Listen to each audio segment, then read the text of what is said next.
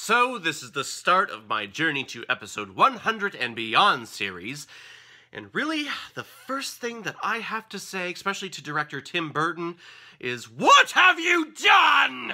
What have you done? What have you done? What have you done? What have you done?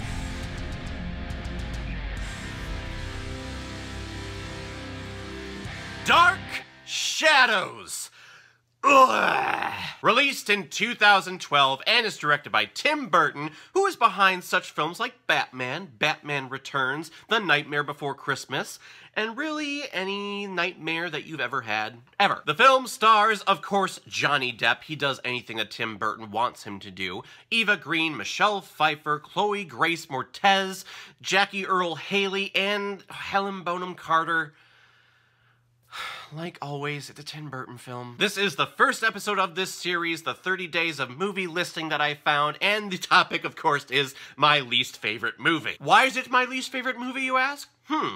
Let me tell you. In the 1700s, Barnabas Collingwood was the heir to a fishing company in Maine, and he was madly in love with Josette. Why? But Angelique is there, standing off to the side in the friend zone. Little did Barnabas know that Angelique is actually a witch. He done fucked up now! So Angelique puts a spell on Josette to make her commit suicide and turn Barnabas into a vampire. And she locks Barnabas away for centuries. But now it is the 1970s, and Barnabas has been uncovered and is now trying to acclimate with his descendants of his family. A washed-up mother, a fucking annoying teenager, a smarmy brother-in-law, and a fucked up boy who apparently sees ghosts. Oh, and the kid's shrink is there because it's a Tim Burton film and Helena Bonham Carter needs some sort of role somewhere. Oh, and they're also accompanied by this new governess, Victoria. Which who the fuck says governess anymore? I mean, seriously. And Victoria looks an awful lot like Josette. So naturally, Barnabas has the hots for her. Oh, and Angelique is still around after stealing the Collingwoods' family fishing business. So Barnabas's main mission is to get back the fishing house. It sounds like a sitcom. Sounds like a soap opera. And of course, it is based on a gothic soap opera. So my first question is, who the fuck said this was a good idea? Who said it? So why do I consider this my least favorite movie? For the longest time, my least favorite movie was Day After Tomorrow, just with the stupidness and idiocracies that went into that film. But you could kind of make an argument that the visual effects were okay. But then in 2012, this movie took the crown, and I'll tell you why. So this was back when my wife and I really made an effort to, every week, go see a movie. It started to become the thing that we were doing. And it all stopped after this film. Now we only go to the movies occasionally sometimes. But we were looking up listings, and we were seeing, oh, it's Johnny Depp, it's Tim Burton, Helena Bonham Carter. You know, this actually might be a little entertaining. This might be fun. We go to the theater, we sit down, it starts off with the most idiotic, I don't know if they were trying to be serious or if they were trying to be funny, but just watch this.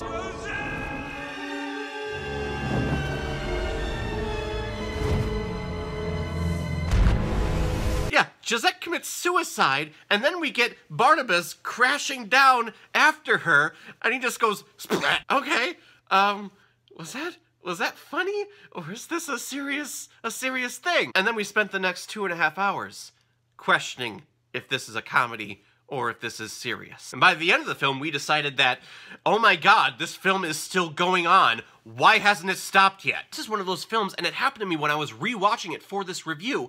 I'm sitting there, I'm watching it, and it's going on. I'm like, okay, things are happening, and then it still keeps happening.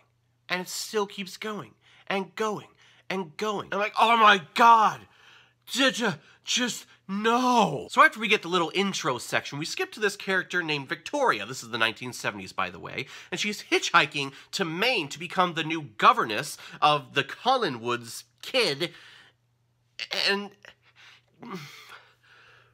in the opening credits, they show a really nice monologue of her hitchhiking to Maine, but then the film just kind of forgets about her. I'm here to apply to be the new governess, and also the new weatherman.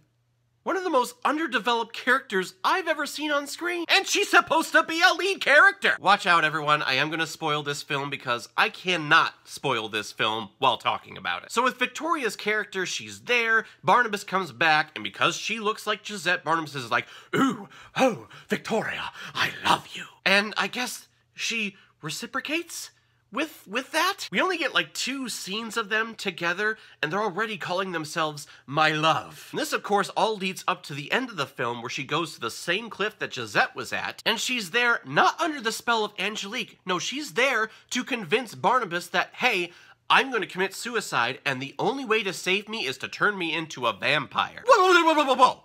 Where was that motivation? We didn't see build up to that. Just out of nowhere, it's the climax of the film. Hey, I'm gonna commit suicide, so turn me into a vampire. I'm falling! What a dick move! She's basically forcing Barnabas to not do something that he doesn't want to do. But whatever, she goes to fall, he goes after her, bites her in the neck, and yay, she's a vampire. And they live happily ever fucking ever. Oh, and one last thing on Victoria before I move on. This woman has never seen a ghost or anything like spooky, scary, like werewolves or vampires in her life.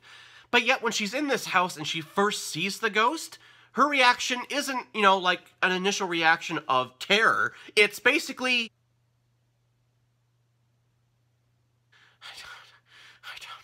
so that's the main one that stands out and just pisses me off. All the other ones piss me off as well, but maybe not to that full extent. Johnny Depp, at least you can tell he's trying, he's maybe having fun. He's putting on makeup, he's putting on weird clothing. It's a Tim Burton film, so yeah. What else do you expect? There were some kind of funny lines that he had when he first popped out in the 1970s, and he's talking about the grand arches of gold, and really it's a McDonald's sign. I don't know, that kind of made me chuckle, but that was really the only time. Michelle Pfeiffer is in this film, and I haven't seen her really since Batman Returns. She's the washed-up mother of the clan. She's let the house go to shit, and Tim Burton decided that whenever this character makes an entrance, it has to be at the top of the staircase. And she'll never say hello or welcome or anything like that. She's only going to call out the person by their name. Barnabas! Angelique! I didn't notice the first time I watched it in theaters, but watching it this time, every single time she comes on screen in that house, it's at the top of the staircase, and she's just calling out the person's name. I mean, it's her go-to. She would do that for anyone. Bugs Bunny, Woody Woodpecker, Hulk Hogan. I can't. Oh God, this is so stupid. I wish I was laughing at this when I was watching the film like I am now. And Grace Mortez's character, Mr. Burton, did you just give her the line, hey, take your stereotypical teenage girl and amplify it to 11? Oh my God. How annoying can one person be? You're really weird, aren't you? There are times when they're at dinner, and for whatever reason, she's just dancing in the back, listening to 70s music, and she's like, oh, I love the place, and it's like, right, man, the 70s, all right? Just, why? Why? That is the big question that I have with this film. Why? Why do these characters do these things? Why do these characters act this way? Why does this film exist? And before this film, Eva Green was one of my favorite actresses. I thought that she could be in anything and just elevate it. Plus, it doesn't hurt that she is absolutely gorgeous, in my opinion. But her performance in this one, her accent is slipping in and out. She's way over the top with her physicality and her mannerisms. It was so sad because I'm like, oh my God, I love Eva Green, but I'm hating you now. My whole life is a lie. Oh, Barnabas, why don't you love me? It's no surprise that this film's story arc is based on a soap opera, and a lot of the soap opera-ish techniques are used here by the director. There were many times when Tim Burton was shooting over-the-shoulder shots of characters not looking at each other, but talking to them still with their backs to him. You know, the melodramatic thing of, yes, I'm a vampire. Does that frighten you? Sorry, I went into Shatner there for a second, but kind of the same thing. Just all of this bullshit, over the top, melodramatic acting, set designs, really story and plot that I'm just sitting there thinking, this is really all about these privileged white folks just trying to get more money. And I'm hating every single minute of it. When we were in the theater and the film was done, we couldn't stand up right away. We weren't sitting there because we were emotionally distraught. We weren't trying to compose ourselves because we were crying. We weren't trying to compose ourselves because we were laughing hysterically. No, we were sitting there because we were so pissed off, so annoyed, so bored that it took us a second to get out of our seats and out of the theater forever. I just remember turning to her and her turning to me, and we basically at the same time said, "That was one of the worst things I have ever seen." So guys, in the end, Dark Shadows, don't see it. It is terrible. It is god-awful. It is the worst film ever made, in my opinion. And it's not like the worst film ever made, it's so bad it's good type of thing. This isn't like, oh hey, let's put this in, get drunk, and we're gonna be entertained the whole night. No, this one, you put in, you can try to get drunk, but it's not gonna help you. You're just gonna sit there, drinking, and drinking, and drinking, to the point where you probably throw up and you're focusing on that way more than you're focusing on what's happening on screen. Heck, I'd rather be sober and puking my brains out because I have the flu than watch this movie again. And you know what? I'm actually really happy that I made this the first movie in my Journey to 100 Episodes and Beyond series, because now I've watched it, I reviewed it, and I never have to see this piece of shit again. I don't know, does anyone want my copy of it? I'll gladly send it to you. Just go ahead.